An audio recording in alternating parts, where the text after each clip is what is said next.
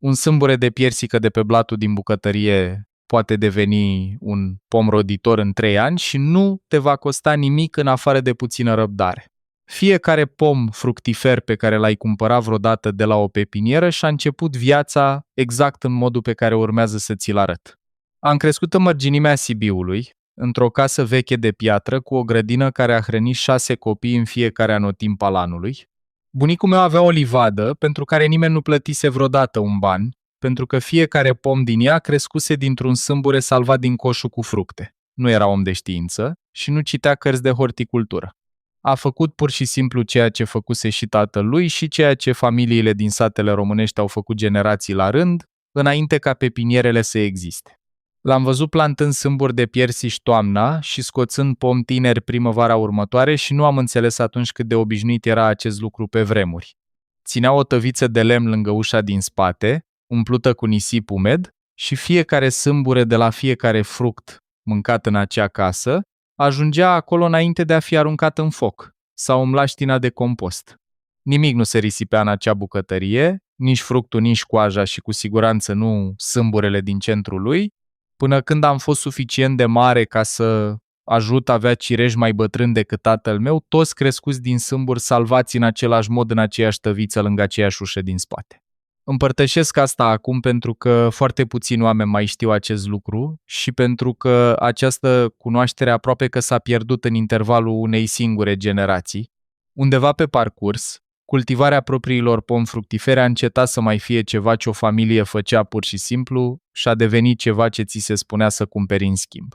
Pepinierele vând puieți altoiți cu aproape 200 de lei sau mai mult și îți vor spune că fructul dintr-un sâmbure nu păstrează caracteristicile soiului mamă, ceea ce uneori este corect, iar alteori este doar convenabil de spus pentru ei. Nimeni nu profită dacă tu salvezi un sâmbure de piersică după prânzul de duminică și l apeși în pământ. Nu a existat niciun motiv ca cineva să mai predea acest lucru odată ce pepinierele au avut ceva de vândut în loc, așa că obiceiul a dispărut în liniște din majoritatea gospodăriilor. Un puiet altoit vine cu o garanție de rod în 2 sau 3 ani, iar acea garanție valorează ceva pentru o gospodărie ocupată, dar vine și cu un preț atașat unei cunoștințe care înainte era gratuită. Nu spun toate acestea cu amărăciune, ci doar ca pe un fapt simplu al modului în care se întâmplă aceste lucruri. O abilitate nefolosită timp de o generație este o abilitate aproape pierdută și exact asta a fost pe cale să se întâmple aici. Ceea ce urmează să-ți explic nu este o teorie pe care am citit-o undeva. Acesta este modul în care piersicii, prunii, cireșii, caisii și nucu au fost cultivați în grădinile țărănești din România timp de sute de ani, cu mult înainte ca cineva să fi auzit de termenul de pepinieră în acest sens. A funcționat atât în anii grei cât și în cei bogați și funcționează exact la fel și astăzi.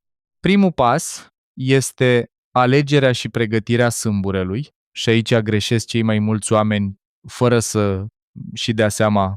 Nu poți pur și simplu să pui un sâmbure direct din coșul de fructe într-un ghiveci și să te aștepți să crească. Sâmburele trebuie să provină dintr-un fruct complet copt, moale la atingere și, ideal, lăsat pe un pervaz cald timp de încă 2 sau 3 zile după ce l-ai cumpărat.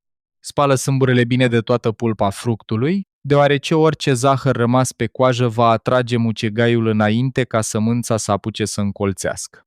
Lasă să se usuce pe un pervaz timp de aproximativ o săptămână, ferit de soarele direct, până când coaja exterioară se simte cu adevărat tare.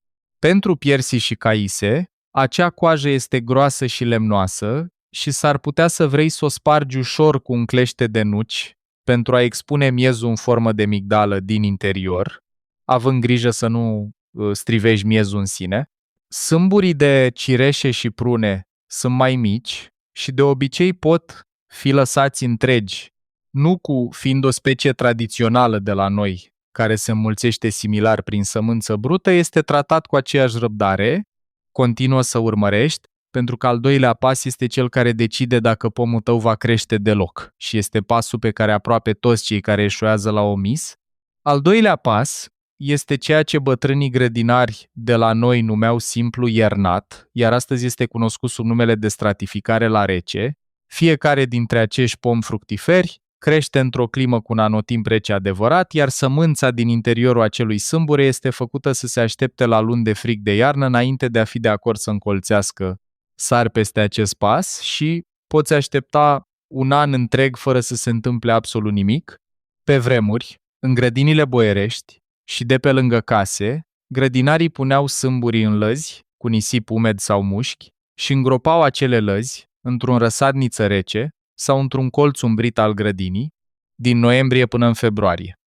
Poți face același lucru astăzi cu un pumn de nisip sau pământ ușor umed într-o pungă de plastic sigilată, ținută în sertarul pentru legume al frigiderului.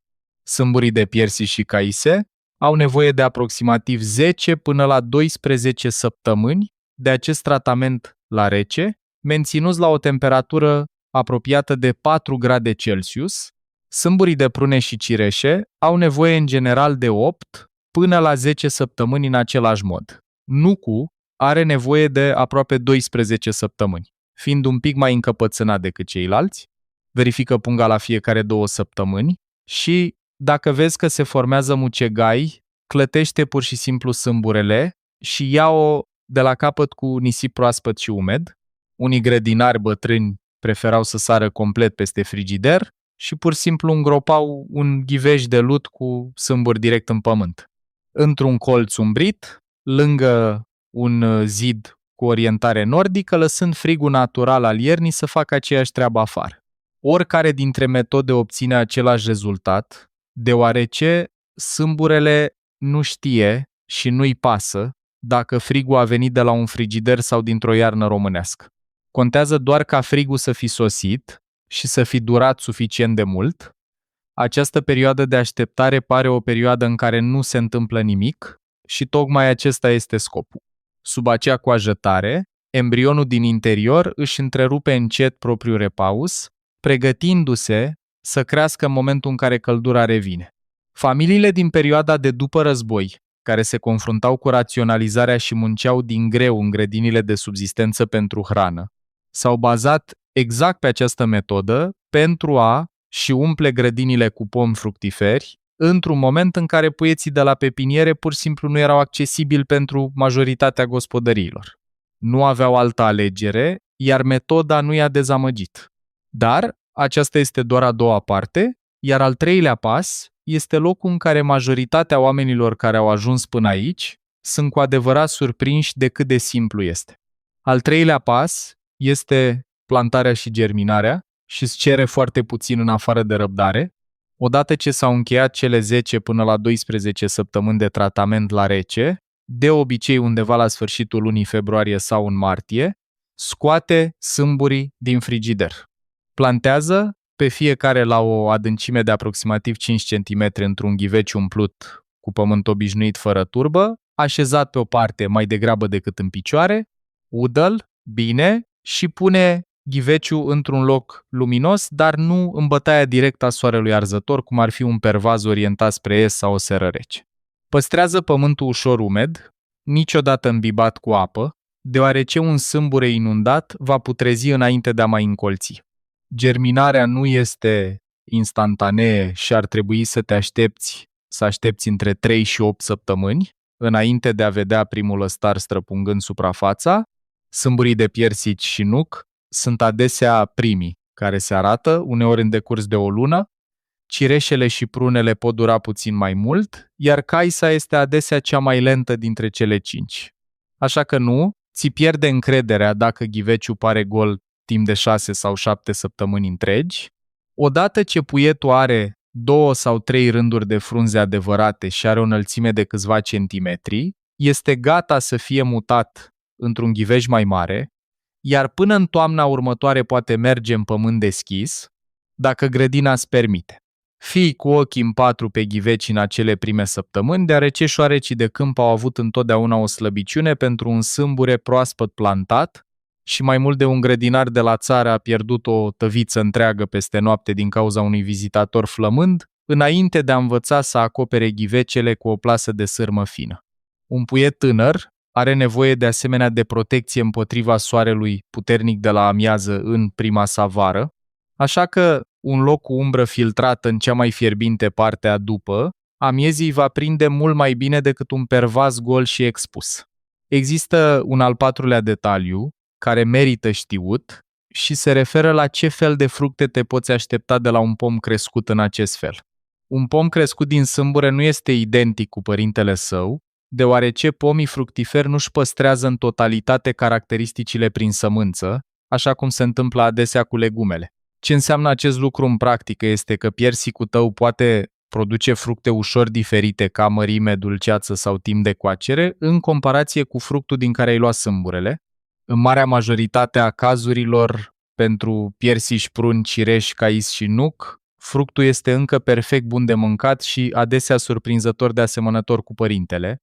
Grădinarii de la țară din toată România au acceptat această variație cu bucurie, deoarece un pom care nu a costat nimic și a hrănit o familie timp de 30 de ani nu era niciodată un motiv de plângere. Dacă vrei un pom care să producă fructe identice cu o anumită varietate recunoscută, ai putea mai târziu să altoiești o crenguță din acea varietate pe portaltoiul tău crescut din sâmbure, ceea ce este în sine o abilitate tradițională, deși nu este una de care avem nevoie pentru scopul de astăzi, acela de a avea pur și simplu un pom fructifer, productiv și sănătos în propria grădină. Creșterea doar din sâmbure este mai mult decât suficientă și așa a fost întotdeauna. Există un al cincilea punct care contează foarte mult pentru oricine se află într-o zonă mai răcoroasă din nordul țării, în zonele montane sau în climate similare, și acesta se referă la rezistență.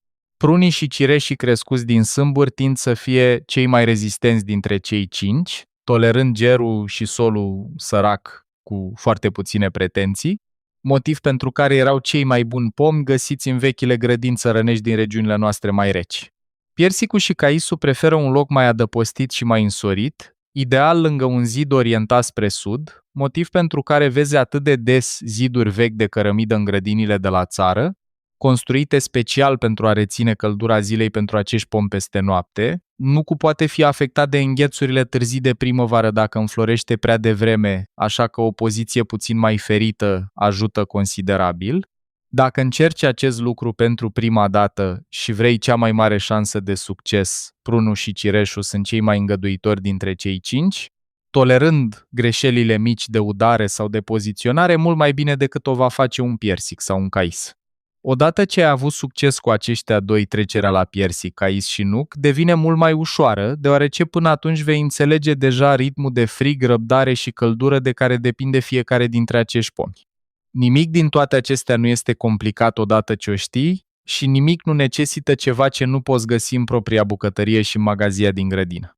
Ce mă frapă cel mai mult, privind înapoi la toate acestea, este cât de multe cunoștințe deținea generația bunicului meu pur și simplu pentru că trebuia. Ei nu se considerau iscusiți sau descurcăreți, se considerau oameni obișnuiți care făceau ceea ce le arătaseră proprii părinți. Undeva în ultimele decenii, acel transfer liniștit de cunoștințe de la o generație la alta a început să se rupă, nu pentru că acele cunoștințe nu mai funcționau, ci pentru că au încetat să mai fie necesare pentru supraviețuirea zilnică, iar confortul le-a luat locul. Mă gândesc la gospodarii din anii grei de după război, îngrijind pom fructifer pe care îi crescuseră din sâmburi, pentru că pur și simplu nu aveau altceva la dispoziție. Și mă gândesc la cât de puțin separă situația lor de a noastră de astăzi, când cheltuielile gospodăriei cresc și puțină autonomie începe să pară din nou valoroasă. Metoda nu s-a schimbat în tot acest timp, deoarece un sâmbure de piersică în trecut avea nevoie de exact același frig, de aceeași răbdare și de același nisip umed ca un sâmbure de piersică din acest an. Acest lucru este, într-un mod ciudat, destul de liniștitor pentru mine. Nu cred că confortul este un lucru rău în sine, dar cred că ceva valoros a fost lăsat deoparte fără ca cineva să decidă cu adevărat asta și cred că merită să fie reluat, mai ales acum, când cultivarea propriei hrane nu costă nimic altceva decât puțină răbdare și un fruct salvat. Oricine citește asta, indiferent unde locuiește sau cât de mare este grădina sa, poate salva un sâmbure de la cina din această seară și poate începe acest proces până la iarnă. Dacă acest lucru ți-a fost de folos, mai există și alte metode de unde a venit aceasta. Împărtășesc una nouă în fiecare zi, vechile obiceiuri sunt încă aici, trebuie doar să știi unde să cauți.